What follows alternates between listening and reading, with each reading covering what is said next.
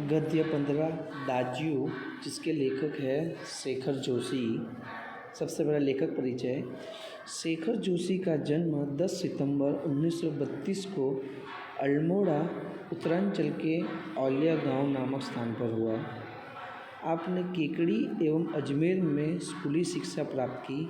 लगभग 30 वर्षों तक इलाहाबाद के निकट एक सैनिक औद्योगिक प्रतिष्ठान में कार्यरत रहने के बाद आप स्वतंत्र लेखन कर रहे हैं। आपके चर्चित कहानी संग्रह है कोसी का घटवा, साथ के लोग, दाजियों, हलवाहा एवं नौरंगी बीमार है। आपकी आदमी और कीड़े कहानी को 1955 में धर्मयुग द्वारा आयोजित कहानी प्रतियोगिता में प्रथम पुरस्कार प्रदान किया गया। नई कहानी आंदोलन के चर्चित कथाकार महावीर प्रसाद द्विवेदी पुरस्कार और पहल सम्मान से सम्मानित किया गया। दाजियों कहानी पर चिल्ड्रन फिल्म सोसाइटी द्वारा फिल्म का निर्माण भी हुआ है। अब बात करते हैं इस कहानी की कि दाजियों कहानी एक बाल श्रमिक पर लिखी गई कहानी है। मदन एक पहाड़ी बालक है जो पेट की आग बुझाने के लिए शहर में आकर एक होटल में काम करता है। भोलेपन में जिसे वह अपना दाजियों अर्थात बड़ा भाई समझने लगता है, वही किस प्रकार एक दिन उसके बाल मन पर आघात कर जाता है, इसका मार्मिक चित्रण इस कहानी में हुआ है। तो अक्सर हम देखते हैं कि जब हमारा कोई हमवतनी हमें कोई दूसरी जगह पर मिल जाए तो हमारे दिल के अंदर उसके प्रति एक आत्मीयता का भाव होता है, और वही इस कहानी का हार्द है कि दाजियों जो अल्मोड़ा के पहाड़ी इलाके का एक शब्द है जो बड़े भाई के लिए करते हैं। और वहाँ मदन नाम का एक जो लड़का जो है वो कैफ़े में जब वहाँ पे नौकरी करता है, और तब उसे अल्मोड़ा की पहाड़ी का एक शख्स जो है वो जब उसकी मुलाकात होती है जगदीश बाबू से, और तब जगदीश बाबू में उसे अपने बड़े भाई की छवि उसको दिखती नज़र आती है, और इस वजह से उसे वो अपना दाजियों यानी बड़ा भाई कहकर पुकारता है, दाजियों कहता है। लेकिन एक टाइम के बाद जगदीश बाबू को दाजियों शब्द अच्छा नहीं लगता और मदन का वो अपमान करता है, उसको भला बुरा कहता है, और ये चीज़ उस छोटे से बाल मानस पर घर कर जाती है और उसका दिल दुखता है। और उसके बाद जब वो काफ़े में आता है जगदीश चंद्र, तो उसके सामने तक भी नहीं देता। तो एक एक्शन की रिएक्शन जहाँ पे बताया गया है, एक आत्मीयता क्या होती है, और जब उसको कोई तोड़ता है तो जो दर्द है वो इस कहानी में बताया गया। तो देखते हैं ये कहानी आगे क्या कहती है। पहले अब स्टार्ट करते हैं। चौक से निकलकर बाईं ओर जो बड़े साइन बोर्ड वाला छोटा कैफ़े है, वही जगदीश बाबू ने उसे पहली बार देखा था। गोरा चिट्टा रंग, नीली शफ़ाफ आँखें, सुनहरे बाल और चाल में एक अनोखी मस्ती पर शिथिलता नहीं।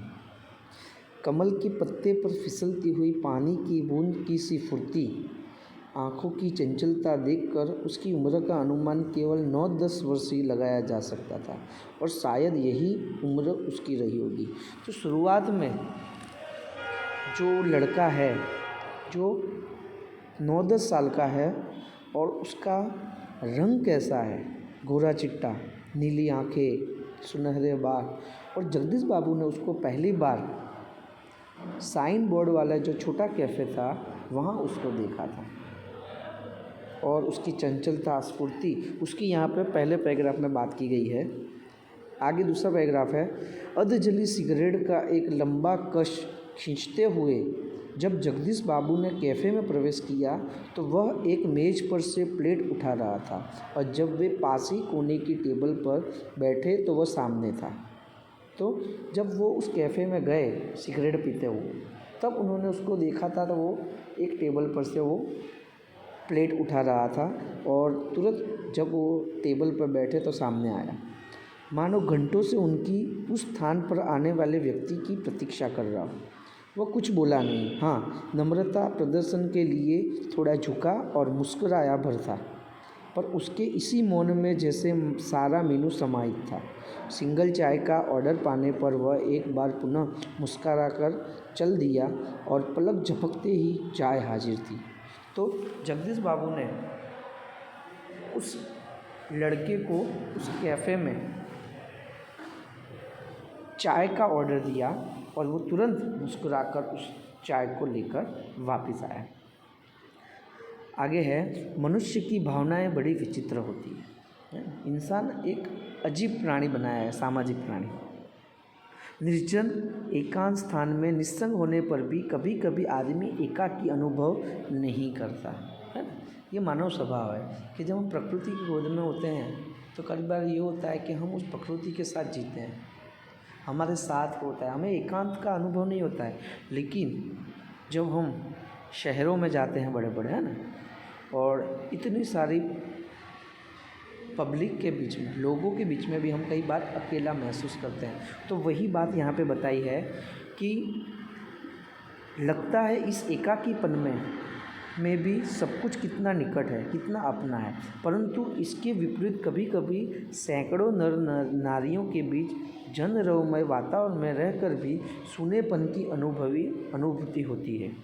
और ये हकीकत है, और ये शहरों की हम एक विडंबना भी कह सकते हैं उसको, कि इतने लोगों के बीच में भी हम अपने वतन को याद करते हैं। हमारे साथ जिसने बिताया, हम दोस्त हैं, हमारा परिवार है, उसको हम महानगर में जहाँ गए बाद उस चीज़ को हम बार बार याद करते हैं। तो कुछ यहाँ पे वही बात कर रहे हैं जगदीश बाबू।